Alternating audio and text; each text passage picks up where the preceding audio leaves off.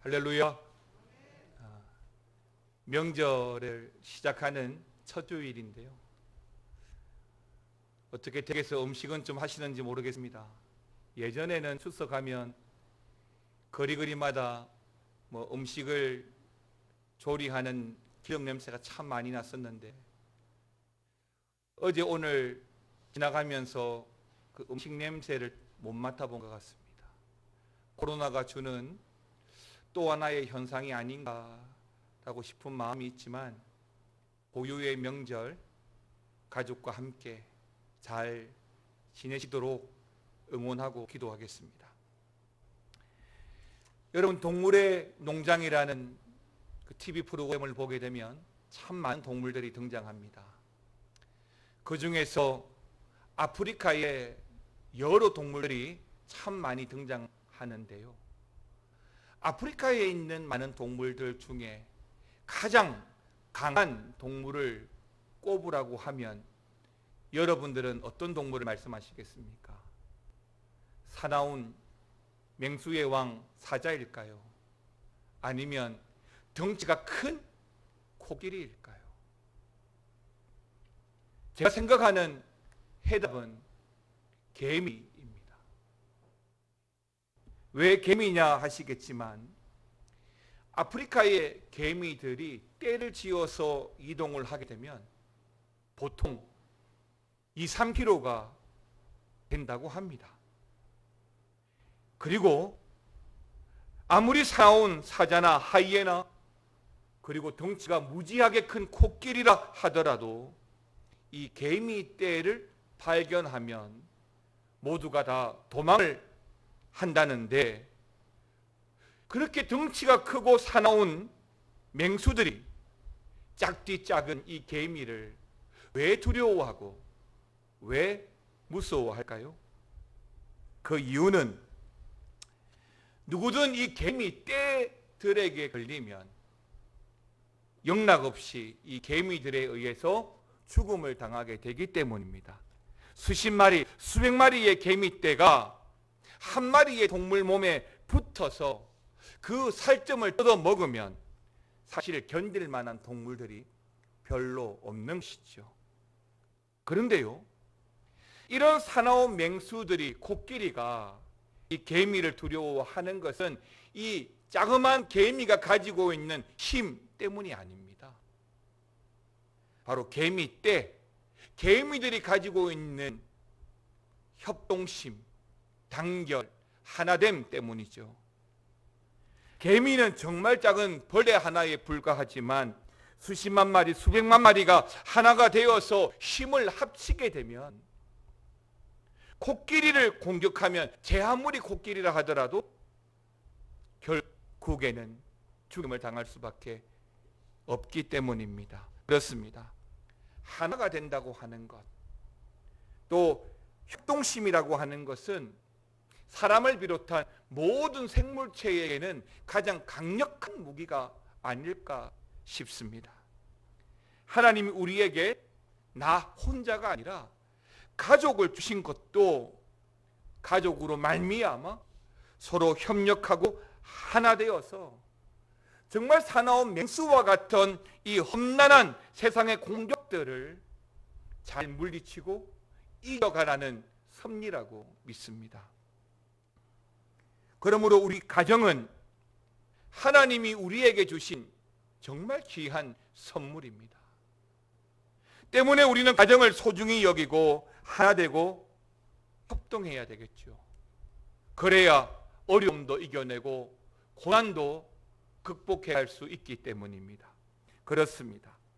하나님은요, 가정이라는 위대한 질서를 세우시고 그 가정을 통해서 우리의 삶의 방식과 법칙들을 규정해 주셨습니다. 무엇을 해도 우리는 이 가정이라는 울타리를 벗어날 수 없는 것이죠. 여러분 보시기 바랍니다. 문제 청소년들이 있습니다. 가출 청소년들이 있고요. 또 기타 문제 있는 삶을 살아가는 사람들이 있습니다. 그들은 왜 그럴까요? 왜 집을 떠나고 왜 문제 있는 인생이 될 수밖에 없을까요? 많은 이유가 있겠지만 대부분은 가정을 벗어나든지 가정의 어떤 위기 상황에 처해졌기 때문인 것입니다. 그런 점에서 가정이라고 하는 것은 우리 하나님의 창조 질서 중에서 가장 기초가 된다는 그 사실을 우리가 기억하고, 오늘 추석 명절을 맞아서 여러분의 가정에 적든 많든 그 가족들이 모이고 또 하나가 되고 주의 이름으로 더 사랑의 교제를 나누는 은혜로운 시간, 또 명절 보내시기를 주의 이름으로 축원합니다. 오늘 말씀, 가정을 향한 하나님의 마음을 알기를 원하는데, 우리 가정을 향한 하나님의 마음을 알려면 첫 번째 우리 가정이 하나님께 예배하는 가정이 되어야 합니다. 오늘은 노아의 가정을 향한 하나님의 마음을 살펴보고 있습니다. 여러분도 아시겠지만 먼저 노아는 창세기 6장에서부터 등장을 합니다. 하나님은 노아를 부르시고 노아에게 말씀을 하신 후에 정말 말도 안 되는 비를 40일 동안 무려 밤낮으로 내려주시고 또 150일 동안 그 물이 땅 위에 범람하게 하셨습니다.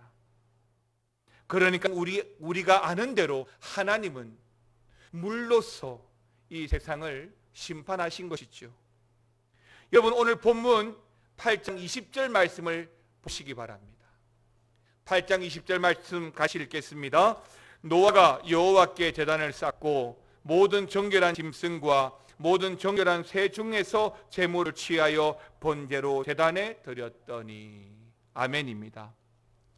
이 말씀은 그렇습니다. 노아가 또 노아의 가족이 하나님 앞에서 제단을 만들고 하나님께 제사를 드렸다는 것입니다. 자, 그렇다면 노아의 가족이 또 노아가 제사, 그리고 본문에서 말씀하고 있는 이 예배를 드리고 있는 시점이 언제였을까요? 하는 것입니다. 다시 여러분 18절 19절 앞절 2절 말씀을 또 한번 보기를 원합니다. 읽겠습니다. 노아가 그 아들들과 그의 아내와 그 며느리들과 함께 나왔고 땅 위의 동물 곧 모든 짐승과 모든 기는 것과 모든 새도 그 종류대로 방주에서 나왔더라. 아멘입니다. 조금 전 우리는 이 18절과 19절 말씀을 보셨는데, 여기 보시면 이 두 절 사이에 어떤 행간이 없습니다. 틈이 없습니다. 그러니까 무슨 말이냐면 노아가 방주에서 나오자마자 그들이 행했던 첫 번째 일은 집을 지었거나 농사를 짓는 일이 아니라 제단을 만들고 하나님께 제사하고 예배하는 일이었다는 것입니다. 여러분, 또 성경 구절을 한 번 더 보겠는데요, 한 장 지나서 9장 20절 말씀을 한번 보십시오. 9장 20절 말씀 같이 읽겠습니다. 노아가 농사를 시작하여 포도나무를 심었더니. 방주에서 내려온 시기는 8장입니다. 정확히 한 장을 지나서 9장 20절이 되어서야 노아는 먹고 살기 위한 포도나무를 심었습니다. 먹는 것을 찾는 일이나 삶의 일상을 위해서 뭔가를 준비하는 그 중요한 일들은 나중이었다는 것입니다. 요즘 새벽 예배 시간에 보고 있는 말씀이 출애굽기입니다. 출애굽기 16장을 전후로 해서 보시면 출애굽한 유다 백성들이 홍해 사건 이후에 광야에 도착하게 됩니다. 그리고 출애굽하면서 애굽에서부터 가지고 나왔던 식량들이, 물들이 다 떨어졌습니다. 이제 16장에서부터 문제가 생깁니다. 마시는 것 때문에, 먹는 것 때문에 모세를 찾아갑니다. 아론을 찾아갑니다. 원망하고 불평합니다. 아니, 이 원망과 불평은 모세와 아론을 향한 원망과 불평이 아닙니다. 하나님을 향한 원망하고 불평이죠. 불과 사흘 전에 홍해 사건을 경험했습니다. 사흘 만에 먹는 것 때문에 하나님을 원망하고 불평했다는 것은 그만큼 먹는 거, 마시는 거 중요하다는 거죠. 그러나 노아와 그 가족은 그 방주에서 나와 땅에 도착하자마자 가장 먼저 했던 일이 뭐라고요? 예배입니다. 150일 동안 두려움 가운데 있었던 노아와 그 가족들이 간신히 홍수 심판을 빠져나와서 했던 일이 다름 아니라 하나님을 예배하는 것이었다는 것입니다. 사랑하는 성도 여러분, 우리도 노아처럼 정말 코로나 이 전국 속에서 열심히 살다가 추석 명절을 맞이하고 이 명절 때문에 가족들이 모이게 될 것입니다. 가족들이 모이면 즐거운 이야기, 즐거웠던 일들도 이야기하고 또 코로나로 말미암아 힘들고 속상한 이야기도 할 겁니다. 그런데 가족들 가운데 그렇게 1년 동안 잘 되고 풍성한 열매를 맺은 가족도 있겠지만 반면에 어렵고 힘든 시간을 보내고 있는 가족도 분명히 있을 수 있습니다. 하지만 우리의 환경이, 우리의 상황이 어떻게 달라지고 어떻게 변하더라도 그것이 하나님 앞에서 변명거리가 되고 핑계거리가 되면 안 됩니다. 믿음의 가족들이 모여서 가장 먼저 해야 될 일은 하나님을 향한 예배이기 때문인 것입니다. 노아의 가족이 땅 밖으로 나오기 전에 방주 안에서 어떤 생각을 했을까요? 이 비는 언제 멎을까? 언제쯤이 되면 우리가 땅에 도착할 수 있을까? 비가 그치면 우리의 앞날은 또 어떻게 될까? 이런 저런 생각들과 두려움이 가득했겠지만 노아의 가족이 방주에서 나와 땅을 밟고 내려온 그 순간 노아가 제일 먼저 한 일은 예배였습니다. 여러분, 예배의 성공이 인생의 성공입니다. 사랑하는 성도 여러분, 여러분의 가정도 하나님 앞에서 예배하는 가정 되시기를 바랍니다. 지난 한 해 동안 베풀어 주신 하나님의 은혜에 감사하며 예배하시고 무엇보다도 우리 하나님의 뜻을 구하고 하나님께 영광을 돌리는 예배를 드려야 할 것입니다. 마태복음 6장 34절은 이렇게 말씀합니다. 너희는 먼저 그의 나라와 그의 의를 구하라. 그리하면 이 모든 것을 너희에게 더하여 주시리라. 아멘입니다. 많은 비가 내리고 사람들이 그 빗물에 떠내려갑니다. 홍수로 말미암아 세상이 다 잠기면서 노아만큼 이런 큰 일을 겪을 일이 우리에게 또 있겠습니까마는 노아만큼은 아니래도 우리에게도 두려운 때, 힘든 때, 걱정스러웠던 때, 죽을 만큼 힘든 때도 있을 수 있을 겁니다. 하지만 여러분 잘 돌이켜보시기 바랍니다. 내가 사랑하는 가족, 내가 사랑하는 부모님, 또 형제, 자매가 있음에 감사함으로 예배하는 시간을 가져야 하는 것입니다. 그러면 하나님은 노아 가정을 향하여 축복의 말씀을 주신 것처럼 오늘 우리 가정 가운데에도 우리가 드리는 그 예배를 통해서 더하시는 은혜를 경험하게 될 거라고 믿습니다. 두 번째는 작은 일에도 감사하는 가족이 되어야 합니다. 여러분, 어머니의 요리라고 하는 무명의 글이 있습니다. 그 글의 내용을 읽어드리겠습니다. 우리 어머니는 예전부터 몸이 약하셨다. 그래서인지 어머니가 만든 도시락은 항상 초라했으며 보기 좋지 않았다. 아무리 음식이 멋보다는 맛이라지만 깨지고 터지고 타버린 반찬뿐.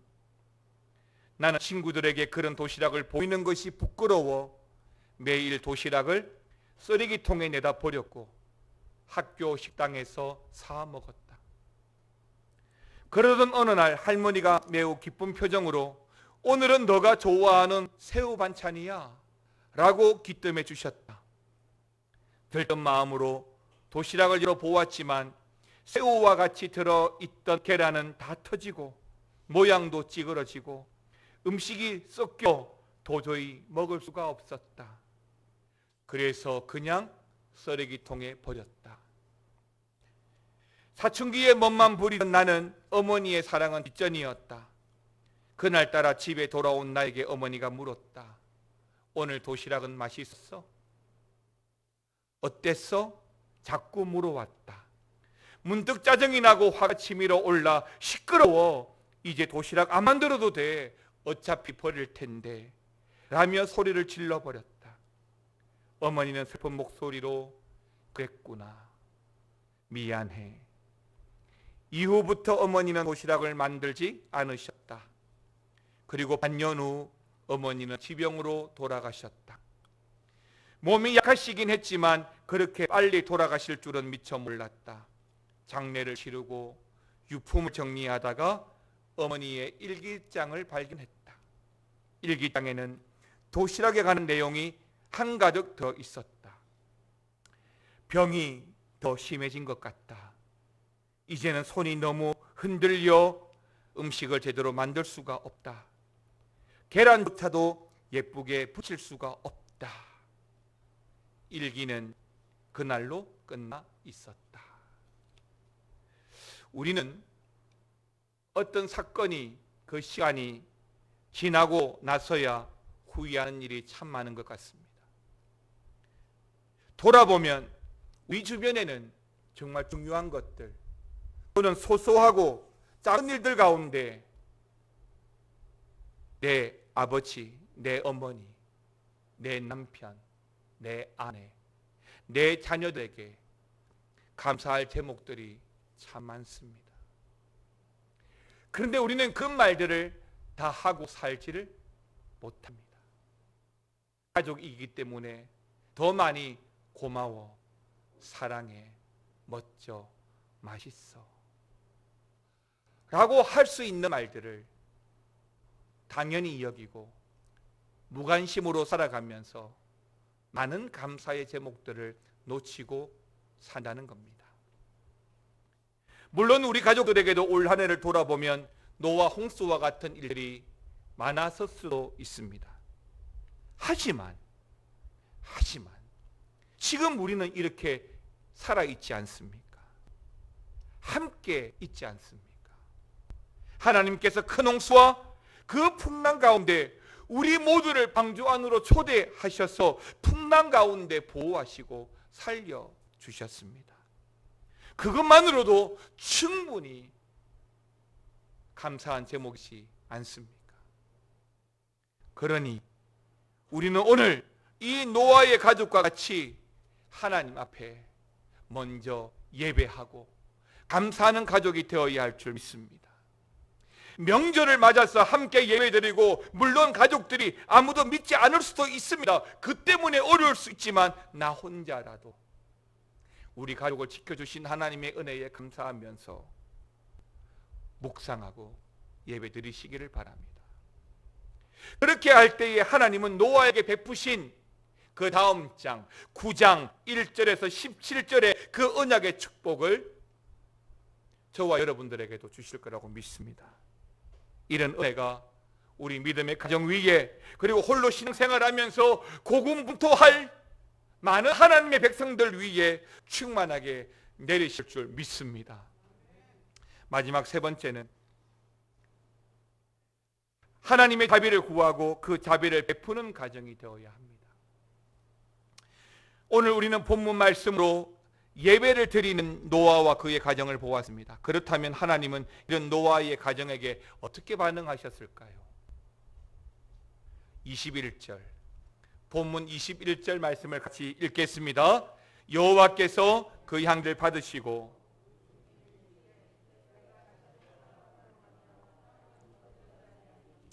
이는 사람의 마음이 계획하는 바가 어려서부터 악함이라. 내가 전에 행한 것 같이 모든 생물을 다시 멸하지 아니하리니. 아멘입니다. 하나님의 결론은, 홍수 이후에 하나님의 결론은 무엇입니까? 다시는 모든 생물들을 멸하지 않겠다는 것입니다. 그런데 그 이유가, 다시는 생물들을 멸하지 않겠다는 그 이유가 좀 특별합니다. 여러분 21절 중간에 보십시오. 뭐 때문에 하나님께서 멸하지 않겠다고 하십니까?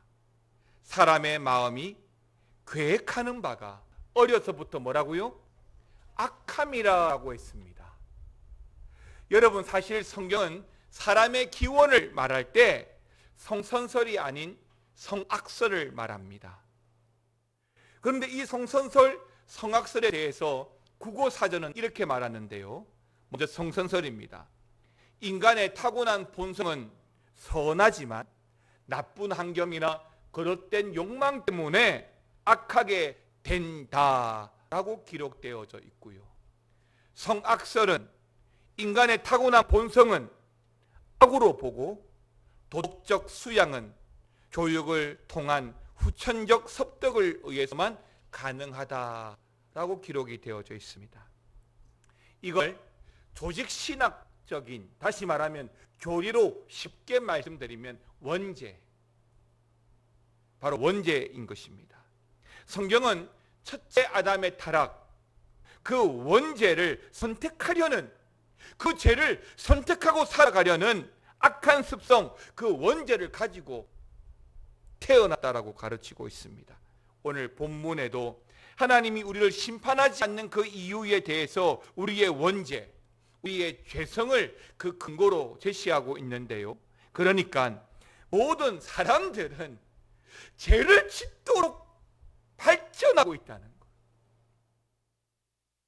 살아가면서 죄를 짓도록 발달하고 있다는 겁니다. 그 때문에 아이러니하게도 하나님은 더 이상 우리의 죄를 묻지 않겠다는 것이고, 또 문제는 우리 스스로 그러한 죄를 해결할 수 없기 때문에 하나님이 택하신 방법은 예수님을 보내어서 우리에게 용서와 자비를 베풀겠다는 그 구원의 신비를 오늘 21절에서는 이는 사람의 마음이 계획하는 바가 어려서부터 뭐라고요? 악함이라는 말씀을 우리에게 전해주고 있는 것입니다. 예수님이 마태복음 18장에서 이런 말씀을 근거로 해서 우리에게 참 멋진 비유의 말씀을 주신 적이 있는데요. 마태복음 18장에 보게 되면 1만 달란트 빚진 자와 100데나리온 빚진 자를 교차시키면서, 어차피 우리는 1만 달란트 빚진 자처럼 큰 빚을 지고 살아가는 자이기 때문에 하나님의 자비가 필요하고 하나님의 용서가 필요하고 하나님의 그 은혜를 구해야 하고, 동시에 100데나리온 빚진 자에게는 또한 그 하나님의 마음으로 받은 바대로 그 자비를 베풀고 용서를 베풀고 은혜를 나누고 살아가야 한다는 것입니다.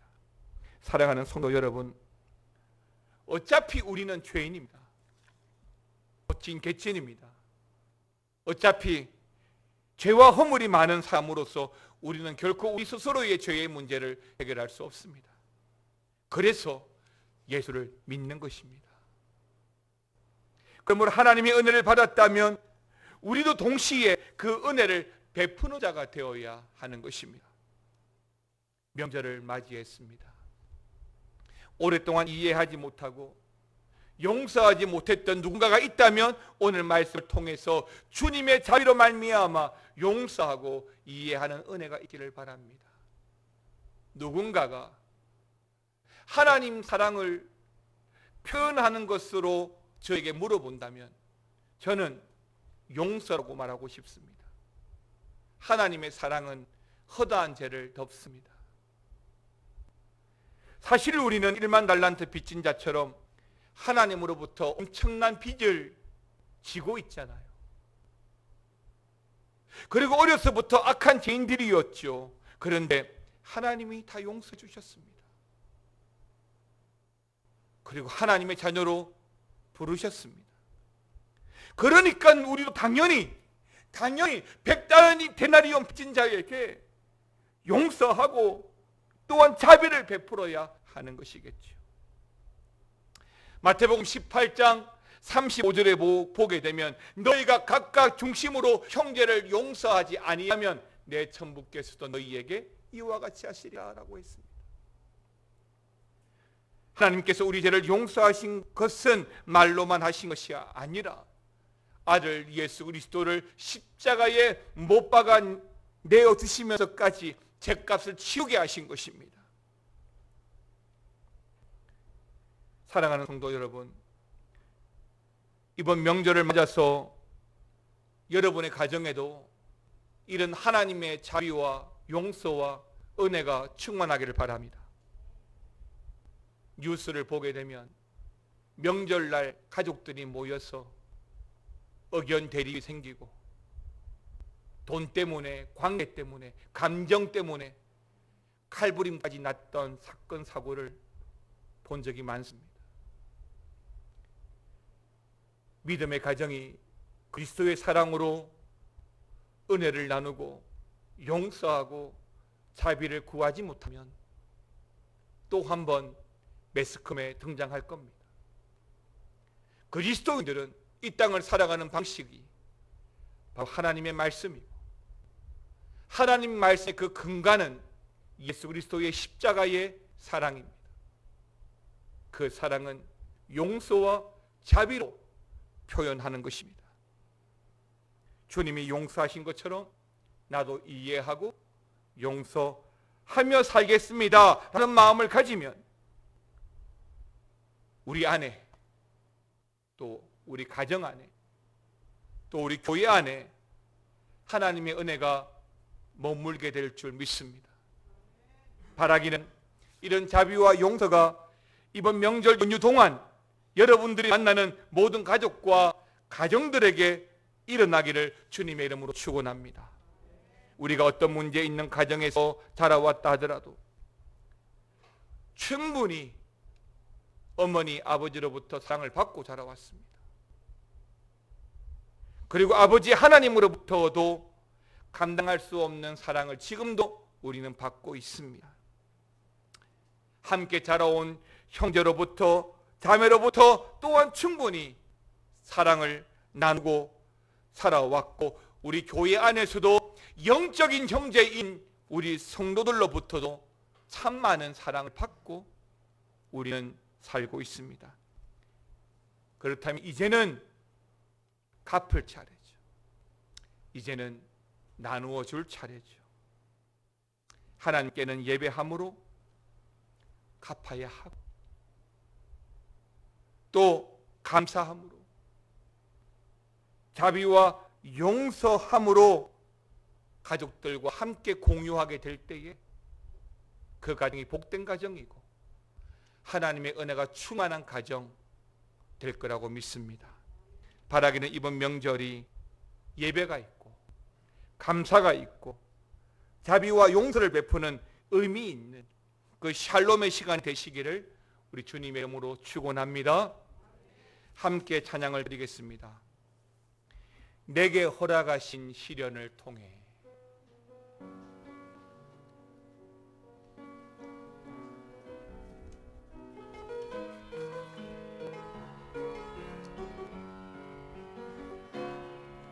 내게 허락하신 시련을 통해 나의 믿음 더욱 강하게 자라나고 험한 산과 골짜기 지나는 동안 주께 더 가까이 나를 이끄시네. 내가 겪는 시험이 어렵고 힘들어도 내 주님보다 크지 않네. 내 앞에 바다가 갈라지지 않으면 주가 나로 바다 위 걷게 하리. 나는 믿네. 주의 능력으로 내 삶 새롭게 되리. 나는 믿네. 주의 능력으로 담대히 나아가리. 주와 함께 싸워 승리하리라. 날마다 믿음으로 나 살아. 다 함께 일어나셔서 내게 허락하신 시련을 통해, 내게 허락하신 시련을 통해 나의 믿음 더욱 강하게 자라나고, 험한 산과 골짜기 지나는 동안 주께 더 가까이 나를 이끄시네. 내가 겪는 시험이 어렵고 힘겨워도 내 주님보다 크지 않네. 내 앞에 바다가 갈라지지 않으면 주가 나로 바다 위 걷게 하. 나는 믿네. 나는 믿네. 주의 능력으로 내 삶 새롭게 되리. 나는 믿네. 주의 능력으로 담대히 나아가리. 주와 함께 싸워 승리하리라. 날마다 믿음으로 나. 다시 한 번 더. 나는 믿네. 나는 믿네. 주의 능력으로 내 삶 새롭게 되리. 나는 믿네. 주의 능력으로 담대히 나아가리. 주와 함께 싸워 승리하리라. 날마다 믿음으로 나 살아. 날마다 믿음으로, 날마다 믿음으로 나 살아가리. 하나님, 날마다 믿음으로 살아가기를 원합니다. 하나님이 허락하신 시련 때문에 내가 좌절하기보다는 내가 더욱더 강하게 자라나게 되고, 또 어떤 험한 산과 골짜기를 지나간다 할지라도 그 때문에 주께 더 가까이 하나님이 우리를 이끌어 주실 줄 믿습니다. 우리의 인생길이 예측할 수 없을지라도 하나님 앞에서 살아가는 우리 존재를 잊어버리지 말게 하여 주시고, 날마다 예배를 통해서 우리의 인생이 성공하게 하시고, 날마다 감사를 통하여 자비와 용서를 통하여 그 하나님의 은혜를 나누는 우리 가정들 되기를 원합니다. 주께서 우리 가운데 더 담대히 우리를 붙잡아 주시고 이끌어 주시는 줄 믿사오니 주여 은혜를 베풀어 주옵소서. 지금은 우리 주 예수 그리스도의 은혜와 아버지 하나님의 사랑과 성령의 감화감동 교통 충만 역사 위로하여 주시니 우리 가정을 향한 하나님의 마음, 오늘 노아와 노아의 가정을 바라보면서 예배하기를 원합니다. 감사하며 살아가기를 원합니다. 자비와 용서를 통하여 하나님 은혜를 나누기를 원하는 모든 가정과 교회 위에 영원토록 함께 있을지어다. 아멘.